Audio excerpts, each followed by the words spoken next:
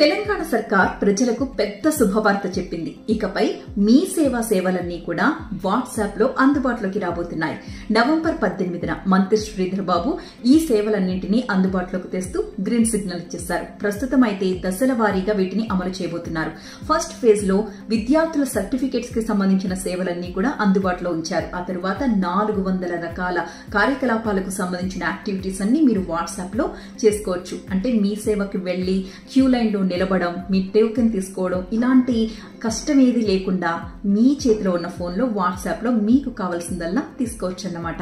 అయితే ఇందులో ఆదాయ ధృవీకరణ పత్రాలు, కుల ధృవీకరణ పత్రాలు, జనన మరణ ధృవీకరణ పత్రాలు, marriage certificates, water bills, current bills and ఆస్తి పన్ను చెల్లింపులు ఇలాంటి ఎన్నో ముఖ్యమైన కార్యకలాపాలన్నీ కూడా మీరు వాట్సాప్ లో నిర్వహించడానికి అవకాశం ఉంటుంది. ఇవి మాత్రమే కాదు, ఇంకా ఏదైనా ప్రభుత్వ లైసెన్సులకు సంబంధించి మీరు ఏదైనా దరఖాస్తు పెట్టుకోవాలనుకున్నా కూడా ఈ వాట్సాప్ ద్వారానే మీరు దరఖాస్తు చేసుకోవచ్చు.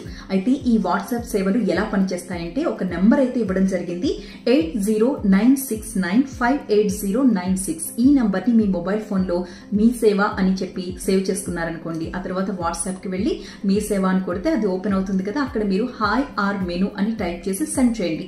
వెంటనే మీకు అక్కడ ఉన్న సేవలన్నీ కూడా మీకు కింద డిస్ప్లే అయిపోతాయి. అక్కడి నుంచి మీకు కావాల్సింది సమాచారం మీరు తీసుకోవచ్చు.